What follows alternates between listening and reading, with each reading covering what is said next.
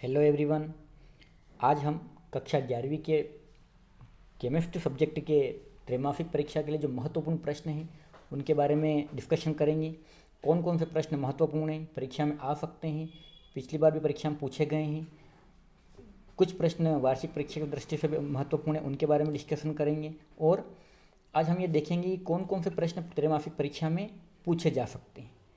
यदि आप चैनल पर नए हैं तो सबसे पहले हमारे जो चैनल है बायोलॉजी वाला, उसको सब्सक्राइब करें और बेल आइकन दबाएं ताकि मिलने वाले नोटिफिकेशन आपको सबसे पहले मिले। तो चलिए शुरू करते हैं आज का अपना महत्वपूर्ण वीडियो और देखते हैं कि इस साल में हमको क्या क्या पढ़ना है। ये माध्यमिक शिक्षा मंडल भोपाल द्वारा इस वर्ष का 2022-23 का जो सिलेबस है वो जारी किया गया है। कुल 70 नंबर का पेपर होगा, 3 घंटे का समय है और यह जो सिलेबस का डिवाइडेशन है उसके अकॉर्डिंग ही प्रश्न पत्र बनेगा, पेपर बनेगा, उसके अनुसार ही प्रश्न पूछे जाएंगे। उसमें उसके बाद में इकाई एवं विषय वस्तु का विभाजन किया गया है। ठीक है, देख लेते हैं अपन। दूसरे सब्जेक्ट में क्या होता है कि जो यूनिट का डिवाइडेशन होता है या सिलेबस का डिवाइडेशन होता है वह पार्ट या चैप्टर वाइज ना कर यूनिट वाइज किया जाता है। लेकिन केमिस्ट्री में अच्छी बात यह है कि जो सिलेबस का डिवाइडेशन है वो चैप्टर वाइज किया गया है। ठीक है, तो इसमें अपन देख सकते हैं कि इस वर्ष में हमको क्या क्या पढ़ना है। तो रसायन विज्ञान की मूल अवधारणाएं हैं। ठीक है, उसके बाद में परमाणु संरचना है, तत्वों का वर्गीकरण में आधुनिक गुणों की आवर्तता है, रासायनिक आबंधन आणविक संरचना है, रासायनिक ऊष्मागतिकी है, साम्यावस्था है, रेडॉक्स अभिक्रियाएं हैं, कार्बनिक रसायन कुछ आधारभूत सिद्धांत तकनीकें हैं और हाइड्रोकार्बन। तो इसमें से अपने को त्रैमासिक परीक्षा के लिए परमाणु संरचना पढ़ना है। ठीक है, परमाणु संरचना पढ़ना है। परमाणु संरचना के बाद में अपने को रासायनिक आबंधन तथा आणविक संरचना पढ़ना है। रासायनिक ऊष्मागतिकी को नहीं पढ़ना है और उसके बाद में रासायनिक ऊष्मागतिकी को नहीं पढ़ना है। उसके बाद साम्यावस्था नहीं पढ़ना है और अपचयोपचय अभिक्रियाएं या रेडॉक्स अभिक्रियाएं पढ़ना है। कार्बनिक रसायन कुछ आधारभूत सिद्धांत हमको पढ़ना है। इसमें से एक पूरा नहीं पढ़ना है, कुछ पढ़ना है। ठीक है, आगे चलें अपन। तो इस वर्ष जो अपना 2022-23 का सत्र है उसमें से माध्यमिक शिक्षा मंडल द्वारा जो विषय वस्तु को हटाया गया है वो देख लेते हैं। इसमें सबसे पहले जो है कुल 5 चैप्टर हटाए गए हैं। 5 चैप्टर में से द्रव की अवस्थाएं ये हटाए गए हैं, हाइड्रोजन वाला चैप्टर हटाए गए हैं, एफ ब्लॉक, पी ब्लॉक और पर्यावरण अध्ययन। मतलब इस पूरे सत्र में 2022-23 में अपने को ये 5 पार्ट नहीं पढ़ना है। ठीक है, मतलब इन 5 पार्ट के सामने अपने को बिल्कुल भी नहीं देखना है। आगे चले अपन। अपना जो पहला चैप्टर है मतलब पार्ट 2 परमाणु संरचना। इससे आईएमपी प्रश्न में पहला प्रश्न अपना आईएमपी प्रश्न आता है कैथोड किरणें क्या है। बहुत मोस्ट इंपोर्टेंट प्रश्न है, इसके गुण लिखना है। कैथोड या एनोड किरणें क्या है इनके बारे में अपने को बताना है। अगला प्रश्न अपना आता है, एक मोस्ट प्रश्न है, इंपॉर्टेंट प्रश्न है जो पूछा जाता है समस्थानिक और समभारिक क्या है। वो या तो समस्थानिक पूछेगा और एक उदाहरण पूछेगा या समभारिक पूछेगा या एक उदाहरण पूछेगा। समस्थानिक जिनका स्थान समान होता है और समभारिक जिनका स्थान अलग अलग और भार समान होता है। ठीक है, अगला इंपॉर्टेंट प्रश्न आता है स्पेक्ट्रम क्या है, ये कितने प्रकार के होते हैं। लेकिन त्रैमासिक परीक्षा की दृष्टि से वो केवल अगर पूछेगा भी यही पूछेगा कि स्पेक्ट्रम क्या है। नेक्स्ट आता है अपना बोर के परमाणु मॉडल को समझाइए। जो बोर का परमाणु मॉडल है कक्षा 9वीं में भी था, कुछ 10वीं में इसके बारे में टॉपिक थे और कक्षा 11वीं में बोर का परमाणु मॉडल दिया गया है। तो इसके बारे में अपने को बताना है। इसके दोष भी कभी पूछ सकता है, इसके दोष क्या थे। उसके बाद में अगला आता है महत्वपूर्ण डी ब्रोगली समीकरण क्या है। ठीक है, डी ब्रोगली समीकरण के बाद में एक इंपॉर्टेंट प्रश्न है डी ब्रोगली समीकरण भी, और यह ज़्यादा बड़ा प्रश्न नहीं, छोटा ही प्रश्न है, तो 2 नंबर में पूछे जाने की संभावना है। उसके बाद में क्वांटम संख्याएं क्या हैं, तो क्वांटम संख्याओं के बारे में देखिए, यदि वो केवल क्वांटम संख्याएं पूछे, क्वांटम संख्या की परिभाषा पूछे, तो अपने को केवल क्वांटम संख्या की परिभाषा लिखना है, जो 2 नंबर में पूछा जाएगा। और यदि वो पूछ ले कि क्वांटम संख्याएं कितने प्रकार की होती हैं समझाइए, तो ये वो 3 या 4, 3 नंबर में पूछने की संभावना है। क्वांटम संख्याएं क्या हैं, ये कितने प्रकार की होती हैं, तो अपने क्वांटम संख्याओं के बारे में लिखना है, उनके प्रकार लिखना है और उनके एक एक उदाहरण बताना है, उनका आकार कैसा होता है, वो किस प्रकार से चक्रण करती है, सब अपने को बताना पड़ेगा। अगला महत्वपूर्ण प्रश्न आता है ऑर्बिट और ऑर्बिट। कक्ष और कक्षक में अंतर लिखना है। कक्ष क्या होते हैं, कक्षक क्या होते हैं, इनमें कितने इलेक्ट्रॉन भरे जा सकते हैं, ये अपने को बताना है। नेक्स्ट आता है अफबाव का सिद्धांत या अफबाव का नियम, अपने को बताना है। नेक्स्ट आता है हुंड की अधिकतम बहुलता का नियम। हुंड नाम का वैज्ञानिक था, उसने ये नियम बनाया था, इसलिए उसी के नाम पर हुंड का अधिकतम बहुलता का नियम चलता है। हुंड ने बताया था कि किसी भी परमाणु में इलेक्ट्रॉनों के, किसी भी तत्व में इलेक्ट्रॉनों के भरे जाने का जो क्रम होता है, उनके कक्षकों में इलेक्ट्रॉनों के भरे जाने का क्रम होता है, वो एक नियम दिया था हुंड ने, उसके अनुसार होगा। एक इम्पोर्टेंट प्रश्न है। अगला आता है मेंडलीव की आवर्त सारणी। तो मेंडलीव की जो मेंडलीव की आवर्त सारणी थी, उसके जो महत्व है, उसका दोष, दोनों के बारे में पूछा जाता है। महत्व में हमको ये बताना है कि वो क्यों अपने लिए महत्वपूर्ण, रसायन विज्ञान में मेंडलीव की आवर्त सारणी का क्या महत्व है। आवर्त सारणी की वजह से हम तत्वों को सुव्यवस्थित तरीके से खड़े और आड़े दंड के रूप में व्यवस्थित तरीके से अध्ययन कर सकते हैं।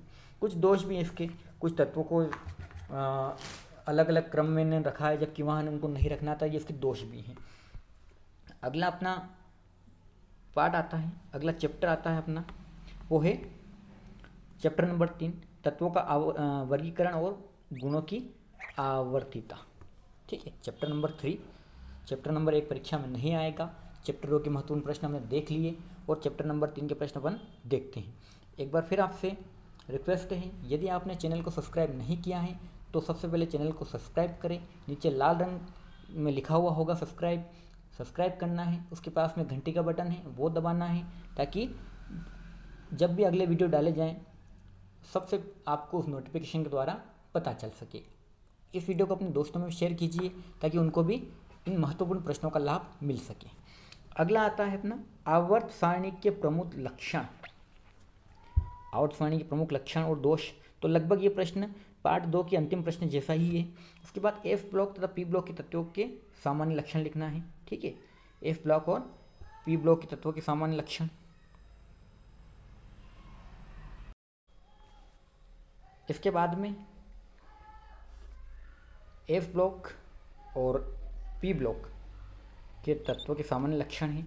एफ ब्लॉक और पी ब्लॉक वाला पूरा जो दोनों चैप्टर तो उनको हटाए गए हैं इस साल, लेकिन अपने को केवल उनके सामान्य लक्षण देखना है कि एफ ब्लॉक में जो तत्व पाए जाते हैं उनके लक्षण क्या होते हैं, और पी ब्लॉक में पाए जाने वाले तत्वों के सामान्य लक्षण का भी वो नॉर्मल वे में पूछ ले तो अपने को पता होना चाहिए। उत्कृष्ट या नोबल गैसें क्या होती हैं, नाम से स्पष्ट है कि उत्कृष्ट है, अति उत्तम गैसें हैं, ये पूरी तरह से निष्क्रिय होती हैं, किसी प्रकार की कोई क्रिया नहीं करती, इसलिए इनको कौन सी गैस कहा जाता है, नोबेल गैस। ठीक है, नेक्स्ट प्रश्न आता है, महत्वपूर्ण प्रश्न है, वार्षिक परीक्षा की दृष्टि से अति महत्वपूर्ण प्रश्न, और पिछली कक्षा 10वीं में हमने पढ़ा था धातु, अधातु और उपधातु। ठीक है, आईएमपी प्रश्न है, मोस्ट आईएमपी प्रश्न है, और अपने को परीक्षा में इसके दर्शन हो सकते हैं। तो धातु, अधातु और उपधातु के गुण लिखना है। गुण के साथ में यदि कभी वो परिभाषा पूछ ले तो वो भी हमको लिखना है। तो धातु और अधातु की परिभाषा, अंतर सामान्यतः वो नहीं पूछेगा, लेकिन फिर भी कभी अंतर पूछ ले तो जो गुण हैं वही उनमें अंतर भी बता सकता है। आयनिक त्रिज्या क्या है, आयनन विभव क्या है, विद्युत ऋणता क्या है, और संयुक्ता क्या है। संयुक्ता भी एक महत्वपूर्ण प्रश्न है, जो इलेक्ट्रॉन लेने या देने की क्षमता होती है संयुक्ता कहलाती है। इसके बारे में अपने को सामान्य जानकारी होना चाहिए। उसके बाद में अगला प्रश्न आता है अपना ऑक्सीकरण संख्या, ऑक्सीडेशन नंबर क्या है। ठीक है, ऑक्सीडेशन नंबर क्या है। आवर्त सारणी में खड़ी एवं क्षैतिज पंक्तियाँ क्या कहलाती। पिछले वर्ष किसी पेपर में यह प्रश्न पूछा गया था कि जो खड़ी, ऊर्ध्वाधर और क्षैतिज पंक्तियाँ होती हैं वो क्या कहलाती हैं। सामान्य जानकारी आवर्तसारणी के बारे में अपने को होना चाहिए। नेक्स्ट आता है FPDF ब्लॉक के तत्वों के नाम परमाणु क्रमांक सहित लिखना है। मतलब ये कि F और P ब्लॉक को हटाया गया है।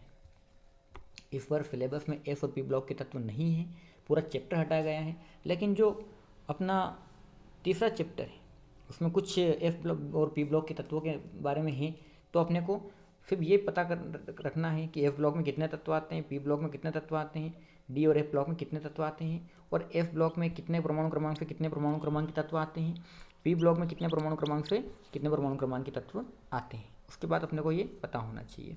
आपने हमारे चैनल को यदि सब्सक्राइब नहीं किया है तो तुरंत सबसे पहले हमारे यूट्यूब चैनल बायोलॉजी वाला को सब्सक्राइब कर लें और घंटे का आइकन दबा दें ताकि सबसे पहले नोटिफिकेशन आपको मिले। चलिए अगला पार्ट देखते हैं, अगला चैप्टर देखते हैं।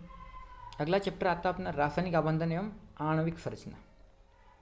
चौथा चैप्टर है रासायनिक आबंधन एवं आणविक संरचना। पहला ही महत्वपूर्ण प्रश्न है विद्युत संयोजी बंध क्या है।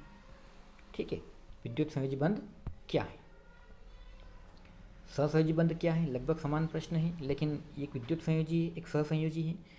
संयुक्ता कोश इलेक्ट्रॉन युग्म प्रतिकर्षण सिद्धांत, इसको वेस्पर का सिद्धांत भी कहते हैं। ठीक है, क्या कहते हैं, वेस्पर का सिद्धांत। तो ये अपने को पता होना चाहिए कि वेस्पर का सिद्धांत VSEPR या संयुक्ता कोश इलेक्ट्रॉन युग्म प्रतिकर्षण सिद्धांत क्या है और इसके अनुप्रयोग। यदि 2 नंबर में पूछे तो अपने को केवल इसका किसे कहते हैं ये लिखना है। यदि 2 से ज़्यादा 3 नंबर में पूछे तो इसके अनुप्रयोग भी लिखना पड़ेंगे। उसके बाद आता है अगला संयुक्ता बंध सिद्धांत। ठीक है, संयुक्ता बंध सिद्धांत क्या है। नेक्स्ट आता अतिव्यापन। ठीक है, अतिव्यापन क्या है ये अपने को याद करना है। Very most important question, sigma और पाई बंध में अंतर। कभी वो 2 नंबर में सिग्मा और पाई बंध किसे कहते हैं ये पूछ सकता है, लेकिन इसकी संभावना कम है। सिग्मा और पाई बंध में अंतर की संभावना ज़्यादा है। तो अपने को ये प्रश्न अच्छे से कंठस्थ करना है, याद करना है। नेक्स्ट आता है संकरण, हाइब्रिडाइजेशन क्या होता है, यह कितने प्रकार का होता है। तो हमको संकरण के बारे में जानकारी होना चाहिए। संकरण कितने प्रकार का होता है, संकरण किसे कहते हैं। उसके बाद नेक्स्ट आता है अनुनाद क्या है। तो महत्वपूर्ण प्रश्न है ये भी। हाइड्रोजन बंध की को समझाइए, जो हाइड्रोजन बंध होता है इसके बारे में बताना है। मोस्ट इंपोर्टेंट प्रश्न 21वां अपना बॉयल का नियम, बॉयल्स लॉ क्या है या बॉयल का नियम क्या है। 2 नंबर में पूछे तो केवल किसे कहते हैं, और 3 नंबर में 4 नंबर में पूछे तो इसको हमको डिफाइन करना पड़ेगा, समझाना पड़ेगा। नेक्स्ट चैप्टर आता है अपना चैप्टर नंबर 8 रेडॉक्स अभिक्रियाएं, चयापचयी क्रियाएं। पहला प्रश्न है रेडॉक्स अभिक्रिया किसे कहते हैं, रेडॉक्स अभिक्रिया क्या है या कितने प्रकार की होती है। संयुक्ता क्या है, किसे कहते हैं। ऑक्सीडेशन नंबर क्या है, ये भी लगभग ये दोनों प्रश्न पहले हो चुके हैं।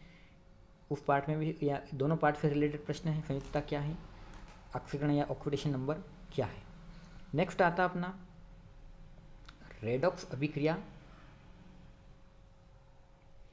किस प्रकार संतुलित की जाती है। जो रेडॉक्स अभिक्रियाएं होती हैं, रेडॉक्स अभिक्रियाएं रिवर्स अभिक्रियाएं होती हैं जो दोनों दिशाओं में संपन्न होती हैं, और यह किस प्रकार संतुलित की जा सकती है, इनको कैसे बैलेंस्ड किया जा सकता है। नेक्स्ट आता है विद्युत रासायनिक सेल क्या है।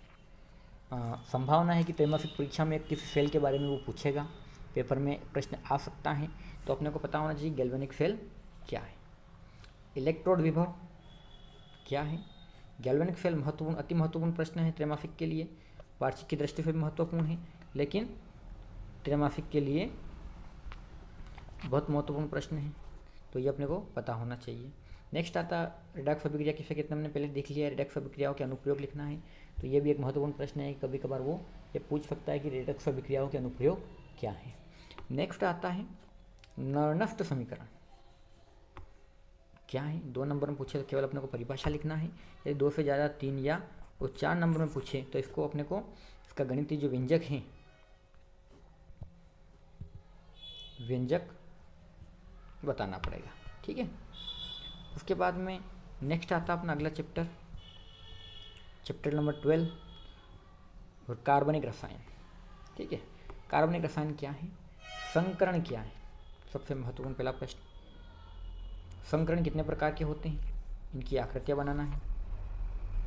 संकरण इससे पहले वाले चैप्टर में पूछा गया था, तो वहाँ भी इसके कुछ महत्वपूर्ण प्रश्न थे उससे रिलेटेड, तो इसमें भी हैं उसमें भी हैं। सिग्मा और पाई बॉन्ड में अंतर, उसके बाद अतिव्यापन वाला प्रश्न भी उधर हो गया है, सिग्मा पाई बॉन्ड वाला भी हो गया है। ठीक है, तो ये अपने को एक ही बार ही करना है। अतिव्यापन क्या है, इसके अनुप्रयोग, तो ये भी अपने को देखना है। उसके बाद क्रियात्मक समूह,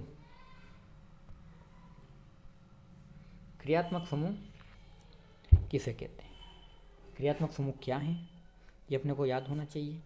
महत्वपूर्ण IUPAC नामकरण प्रणाली क्या है, इसके नियम लिखिए।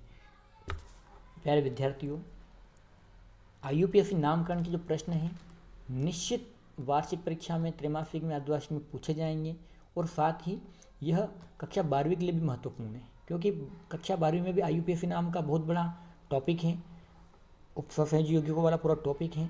वहाँ बहुत सारे जो प्रश्न हैं IUPAC जो कार्बनिक रसायन है उनके बारे में जो प्रश्न हैं बहुत पूछे जाते हैं। तो अपने को IUPAC नामकरण किस प्रकार होता है और इसके नियम क्या हैं, ये अच्छे से याद होना चाहिए। उसके बाद में एल्केन, एल्कीन और एल्काइन यौगिकों के नामकरण करना, कैसे इनका नामकरण किया जाता है। प्राथमिक द्वितीयक तृतीयक एमीन क्या है, महत्वपूर्ण प्रश्न है। उसके बाद में संतृप्त और असंतृप्त हाइड्रोकार्बन क्या है, ये अपने को पता होना चाहिए।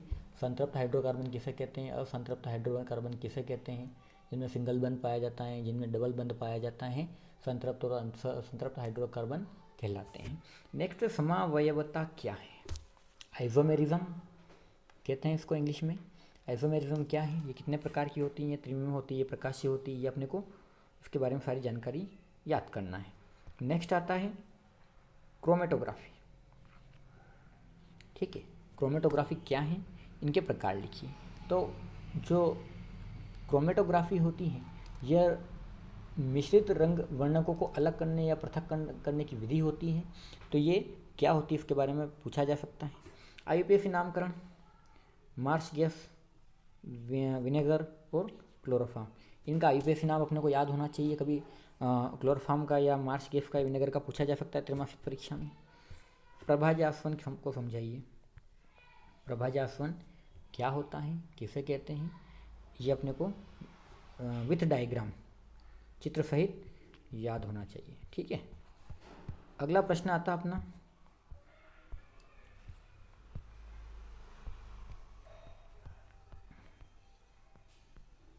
तो ये अपने कुल 5 चैप्टर त्रैमासिक परीक्षा में पूछे जाएंगे। आपको वीडियो कैसा लगा कमेंट करके ज़रूर बताएं और अपने दोस्तों में भी शेयर करें। ठीक है, यदि आपने चैनल को अभी तक सब्सक्राइब नहीं किया है तो हमारे YouTube चैनल बायोलॉजी वाला को सब्सक्राइब करें और बेल आइकन दबाएं ताकि मिलने वाले नोटिफिकेशन आपको सबसे पहले मिले। नेक्स्ट वीडियो की लिंक या बायोलॉजी और फिजिक्स के IMP प्रश्नों की लिंक डिस्क्रिप्शन में दी गई है, वहाँ से आप उन वीडियो को भी देख सकते हैं और इस वीडियो को अपने दोस्तों में शेयर करें ताकि उनको भी इन महत्वपूर्ण प्रश्नों का फ़ायदा मिले।